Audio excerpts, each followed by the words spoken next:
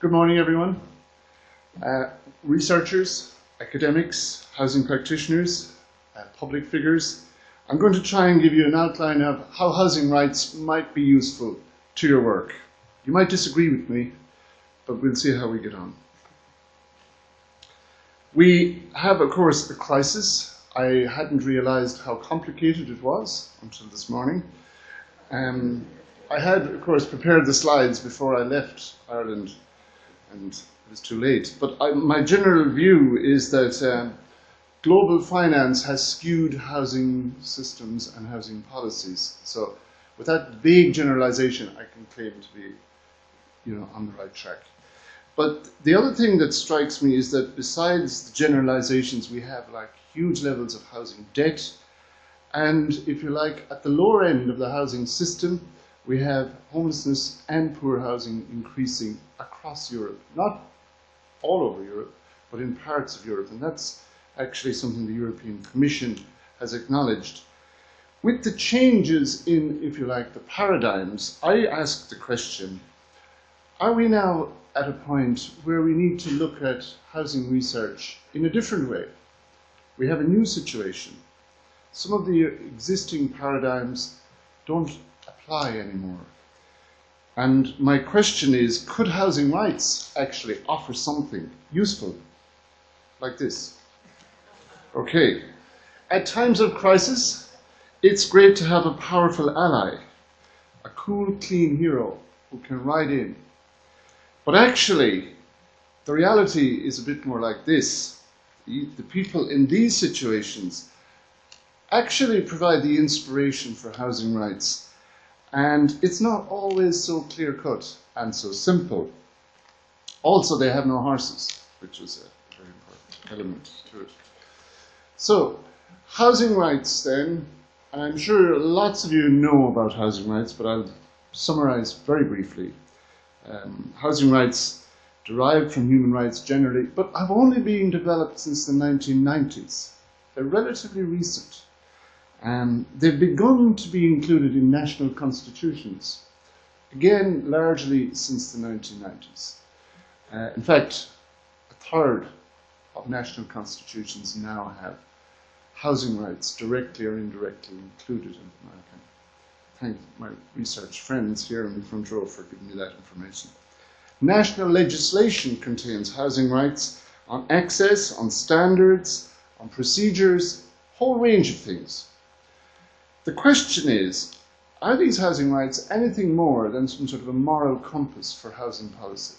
In other words, can we use them specifically to advance and change housing policy? And that brings us to one of these questions that doesn't always fit into a paper, is this idea of philosophical principles being translated into legally defined concepts.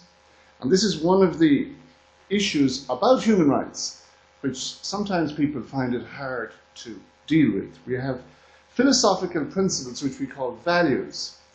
And then through the international system of governments, negotiations, agreements, conflicts, somehow or other, they are turned into international human rights instruments, which are intended to express those underlying values. And if you look at the Universal Declaration of Human Rights, we find this inherent dignity of all members of the human family.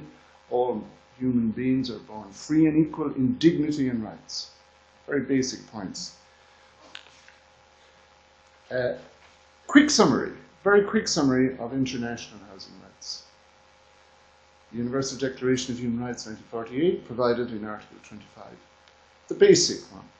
We then had in 1966 the International Covenant, Article 11, and the comments attached to that, the Convention on the Rights of the Child, and then more recently the UN Convention on the Rights of Persons with Disabilities, which probably has gone under the radar for lots of people, but has important implications for housing policy and housing research.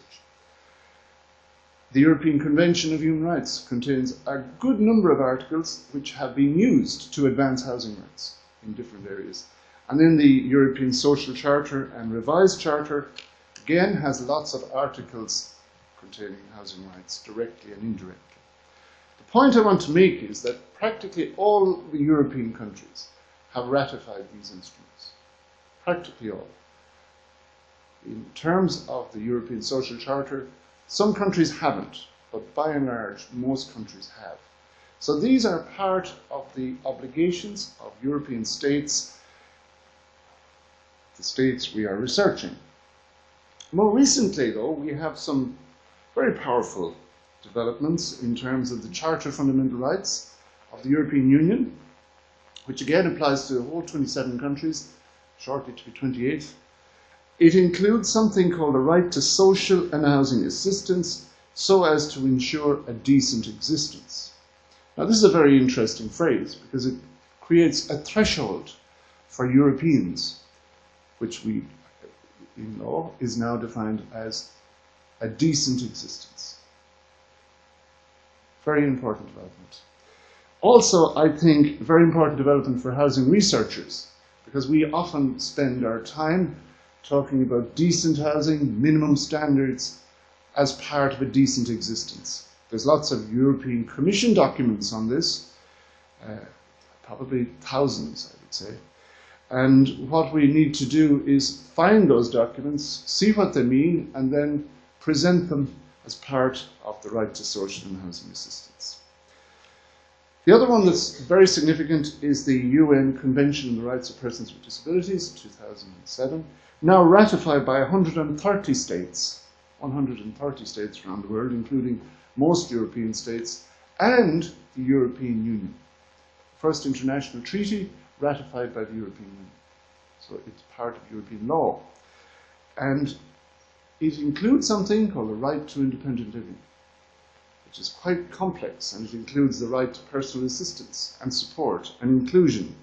Disability is also being redefined as attitudinal and environmental barriers to interaction by persons with impairments. Not at all about medical or physical conditions. One to watch, I suggest.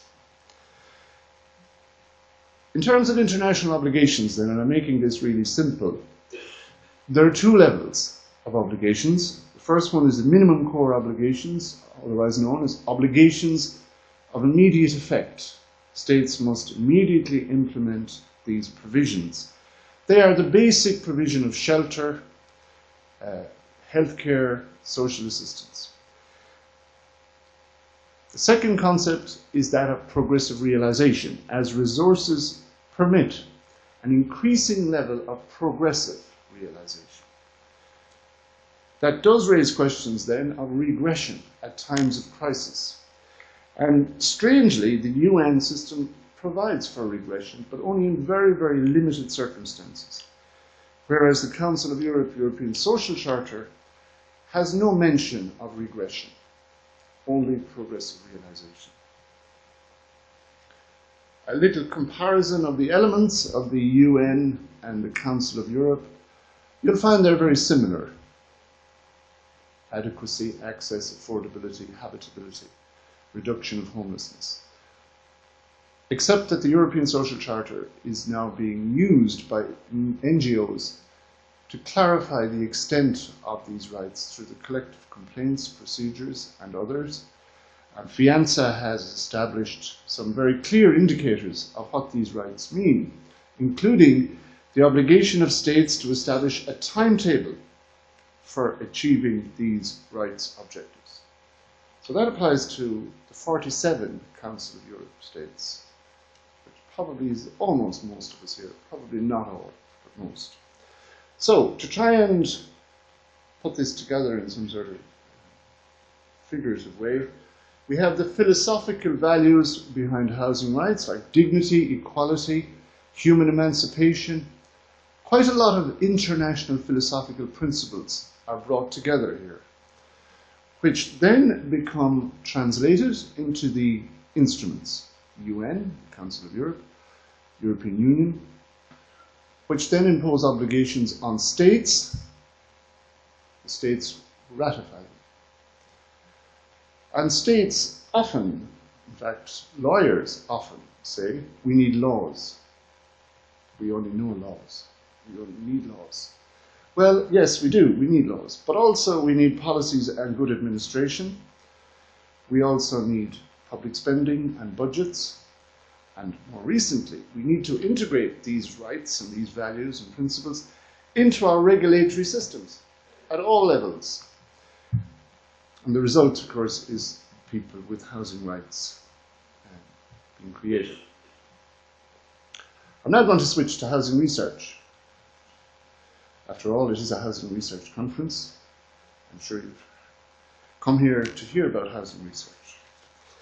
And I'm conscious of the critiques from the literature that housing researchers need to have a theoretical base. So in order to preempt any questions that might arise, I want to tell you I have a theoretical base. And I have also had to read all of the sort of theoretical approaches to housing research in order to bring them into one slide. And I found that I can break them down into two, positivist and post-positivist, which was very useful to know. But then I also found some very new things called housing paradigms, which were highlighted in that wonderful Encyclopedia of Housing and Home, published in 2012, by Tom Iglesias, who I note is not here at the conference, thankfully. And so I'm able to misquote him as much as I want. And he talks about housing paradigms, historically contingent, value-laden organizing principles affecting housing law and policy, which I think is an excellent way to bring them together. And I want to see if I can put some together, because he identified 5 in the United States embedded in US housing law and policy, but I think we have more here in Europe, of course. And this is not a conclusive list, let me say, and this is not intended to replace the workshop titles for the conference. It's not even a suggestion that they might need to be changed. The first one, the most dominant one, is this: housing as an economic good.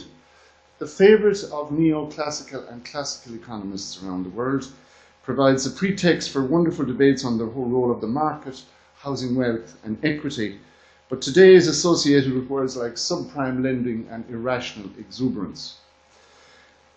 The second one is that housing is a social good, which I know you all believe in, and is very close to housing as part of welfare, or the wobbly pillar of the welfare state, etc., etc. I won't go into it in more detail. The meaning of home, housing as home. Lots of writers on that.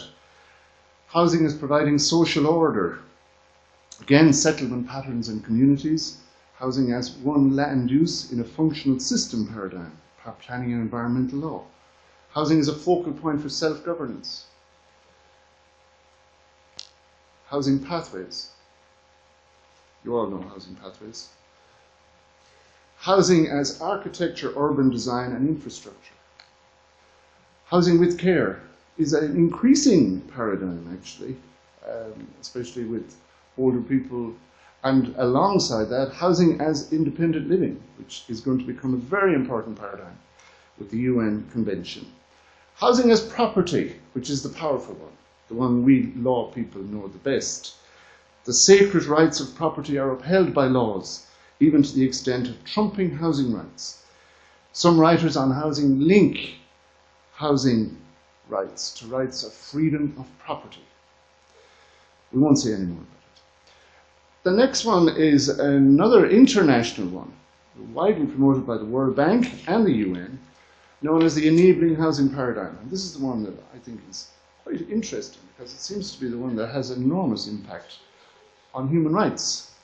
Even though I have to say that housing rights people have not yet engaged with this. And this housing paradigm, the enabling market, divides housing systems into 5 elements. It was launched by the UN Habitat in 2012, this idea of global housing indicators, a web-based assessment tool that includes information on policies and practices under which housing around the world is owned, rented, financed, subsidized, serviced, regulated, planned, and built. So you will find in that everything you need to know about housing. It's a very, very powerful one. Not that I agree with it, let me say, but it's a very powerful one. So ultimately then, when we talk about governments and housing rights, there is certain convergence. Neoliberal and social democratic governments accept the market as the primary provider of housing. I think that's become clear from our previous two speakers. In both systems, state action is acceptable to regulate the excesses of the market and intervene when the market fails. The only disagreement is how serious that failure is at any particular time and what governments should do about it. These two dominant political approaches can be contrasted with the archetypal right to housing approach, in which the government's first obligation is to see that all are decently housed, and the for-profit market is managed and regulated in a way subservient to that goal. So back to the paradigms. Here are the paradigms. Here's some of the paradigms. You see they're all interacting very nicely. And synthesis, convergence, divergence.